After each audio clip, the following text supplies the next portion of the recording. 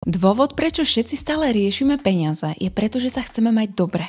A peniaze berieme ako prostriedok, ktorý nám v tom samozrejme pomôže. Nech už to znamená cestovať, mať dom s bazénom alebo vysnívané auto, každý si vieme predstaviť, ako by sme chceli žiť náš život, keby peniaze naozaj neboli problém. Poďme sa pozrieť na 5 úrovní finančnej slobody a ako ich môžete dosiahnuť aj práve vy. A hneď prvá úroveň finančnej slobody je rezerva. Možno ste si práve povedali, že to je absolútna blbosť a chcete vypnúť toto video.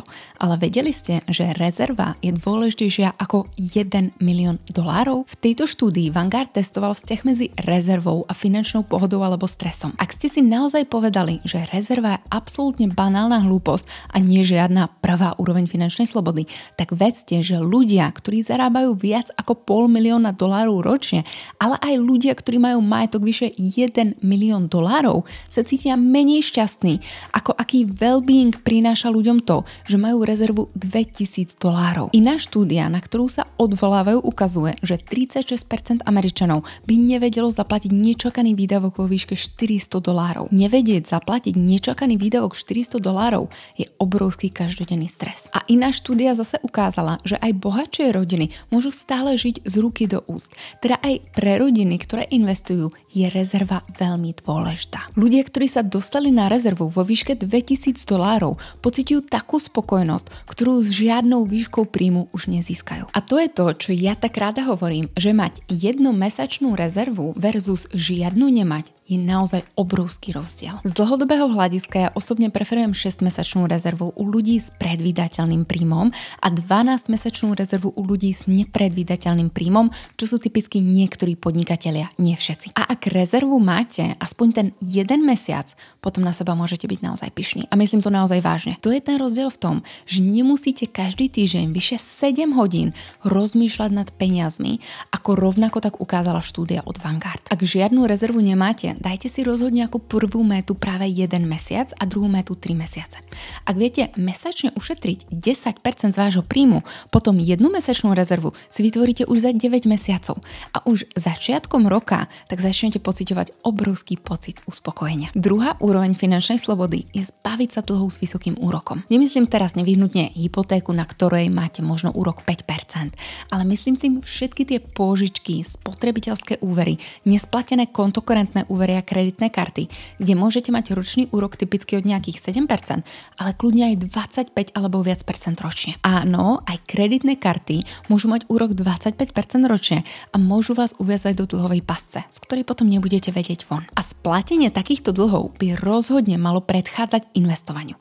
Pretože ak platíte ročný úrok na dlhu 12%, ale vaše investovanie vám ani tých 12% ročne nezarobí, potom ste v začarovanom kruhu. A mimochodom, nechcem tým povedať, že investovanie má zarábať na splácanie dlhu, ale chcem tým ilustrovať, že zbaviť sa dlhu s vysokým úrokom a až potom začať investovať je rozhodne lepšia stratégia. Pretože nechcete byť otrokom toho dlhu a robiť prácu, ktorú nemáte radi len preto, aby ste mohli každý víkend zažiť ten jolo pocit. Tretia úroveň finančnej slobody je vytvorenie si návyku investovania. Prečo je vytvorenie si návyku nejaká úroveň finančnej slobody? Pretože je dôležité naučiť sa nenavyšovať si náklady rovnakým tempom, akým tempom vám rastie príjem. Ale ušetriť a investovať minimálne takou, ideálne väčšou rýchlosťou, ako vám práve rastie príjem. Ukážem to na jednoduchom príklade. Dajme tomu, že máte príjem $1800 mesačne v čistom. Že sa držíte pravidla 60, 25, 15, teda 60% z čistého príjmu je na pokrytie potrebných nákladov, 20% je vaše vreckové a 15% ušetríte. Ak si to prevediem na reálne čísla, tak je to $1080 na potrebné výdavky, 450 vreckové a 270 eur ušetríte. Zrazu vám narastie príjem o 10% a budete zarábať 1980 eur. A to, čo sa snažím dosiahnuť, je, aby mi každá z týchto kategórií nerástla rovnakým tempom. Ale poviem si napríklad, že tie potrebné výdavky nedvihnem vôbec, alebo len o 5%. V takom prípade by to bolo 1134 eur, teda o vyše 50 eur mesačne viac.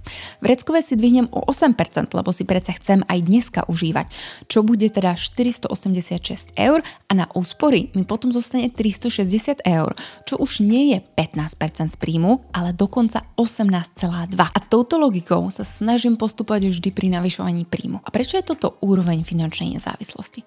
Lebo sme sa vymenili z kolobehu toho, aby sme museli byť v začarovanom kruhu, že potrebujeme túto prácu, inak nebudeme schopní zaplatiť všetky naše výdavky. Práve naopak, zbavili sme sa závislosti od vysokého príjmu, chceme ho, ale náš spokojný život nie je závislý od toho, či ho aktuálne máme alebo nie. A to je obrovský rozdiel. Pretože od toho okamihu už nie sme podriadení nutnosti mať túto prácu, aby sme zaplatili celý náš život. Ale sme slobodní v tom, že všetky tie peniaze navyše používame na to, aby nás rýchlejšie priblížili ku našim cieľom. Môj najlepší mesiac, kedy som zarobila viac ako 1-krát toľko, ako koľko je môj dlhodobý priemer, som zvládla odložiť za ten daný mesiac, odložiť a neutratiť 70% svojho príjmu. 70%. A to som si časť tohto príjmu navyše dala do dovolenky, ktorú som si vďaka tomu mohla dopriať drahšiu, ako som pôvodne plánovala. Vec, za ktorú ja osobne rada utrácam peniaze, je práve cestovanie.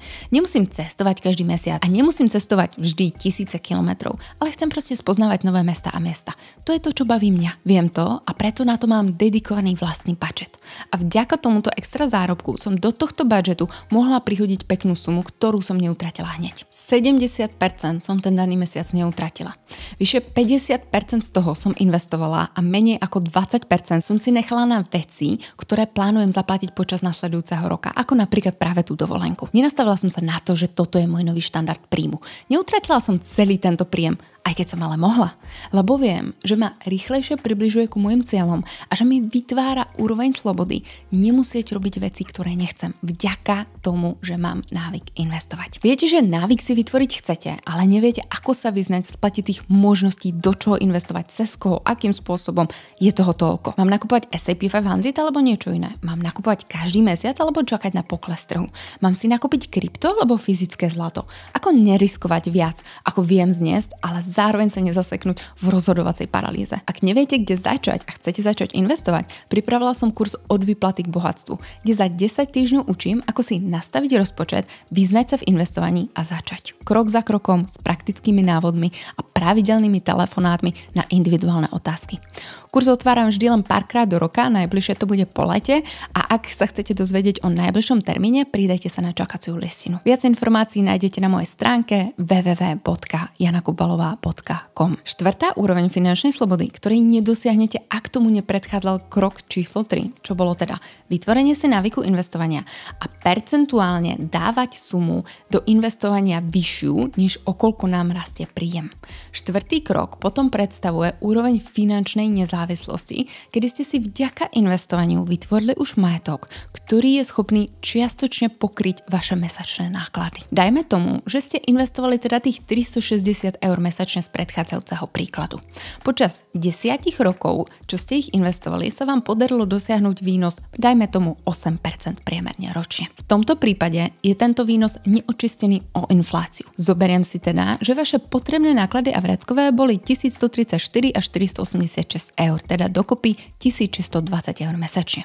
Investovali ste 10 rokov, priemerná inflácia bola za ten čas 2%, čo znamená, že za 10 rokov by ste potrebovali 1975 eur mesačne. Investovali ste 360 eur mesačne a podarilo sa vám dosiahnuť teda, ako som hovorila, 8% ročne. Na konci horizontu máte 66 300 eur.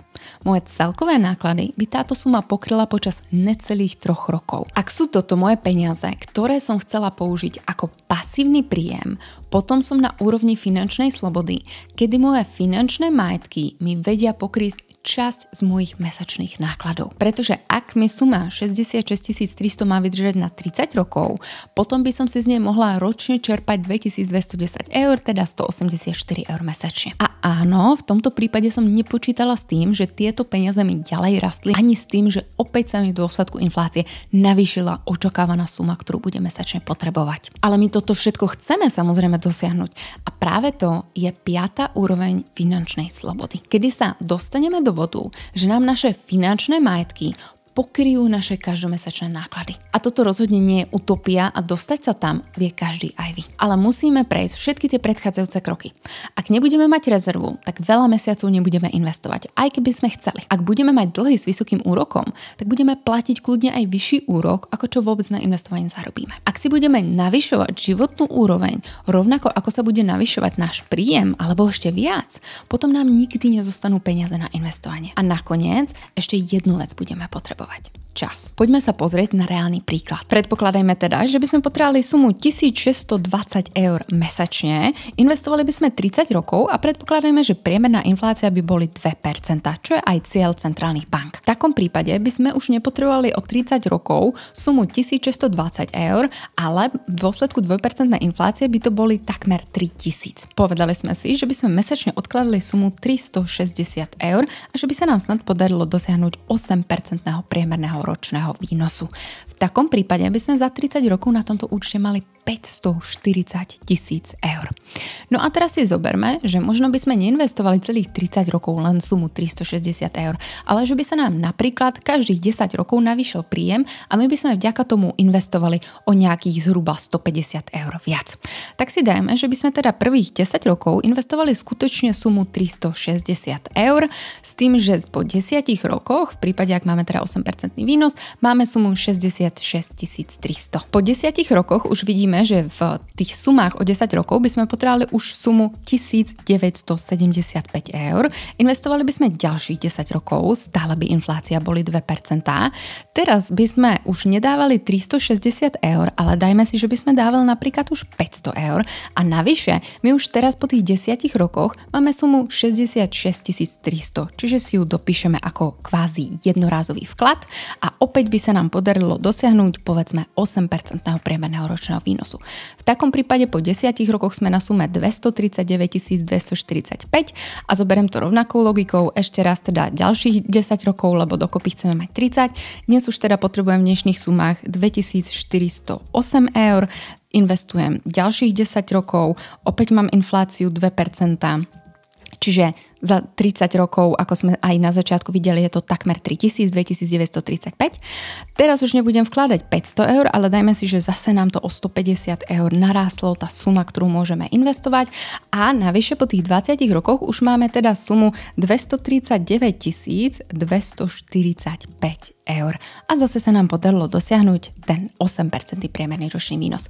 Predtým sme boli na sume vyše 500 000 a teraz sme vyše 650 000. Samozrejme, nepredpokladám, že by sa vám suma, ktorú viete investovať, navyšovala takýmto spôsobom skokovo, že 10 rokov ju neviete navýšiť, ale chcela som vám ukázať príklad, že aj keď tú sumu budete po čase navyšovať po možno 50 eurách alebo 100, tak ono vám to v tom výsledku za 30 rokov spraví naozaj obrovský rozdiel. Videli ste, že aj odkladaním pár 100 eur mesačne sa viete dostať na 100 000 sumy, ak budete konzistentní. A v tomto kroku už investovaniu rozumiete a preto viete, že nechcete celú tú sumu vybrať a nechať ju ležať na bežnom účte bez hodnotenia a postupne si z nej každý mesiac vyberať. Ale môžete mať peniaze stále zainvestované, ale v takom okamihu už skôr do vecí, ktoré sú menej odvážne, teda viac konzervatívne a vyplácajú napríklad dividendu. Vyplácanie dividendy samozrejme nie je podmienkou, pretože môžete mať finančný majetok, napríklad dajme tomu niekoľko desiatok alebo stoviek fyzických zlatých investičných mincí, s tým, že ich postupne budete odpredávať. A tie, čo máte, vám stále môžu rásť na svojej cene.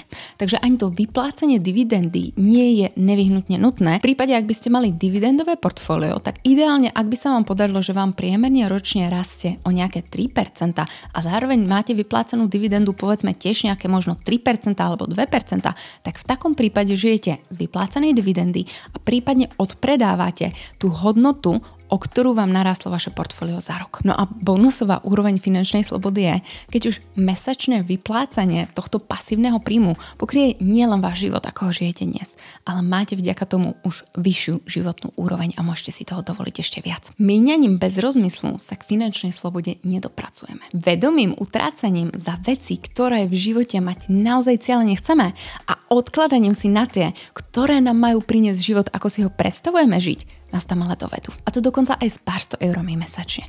Preto sa nezabudnite o investovaní vzdelávať a ak sa vám video páčilo, dajte mu like a odber na tento kanál. Vidíme sa opäť o týždeň.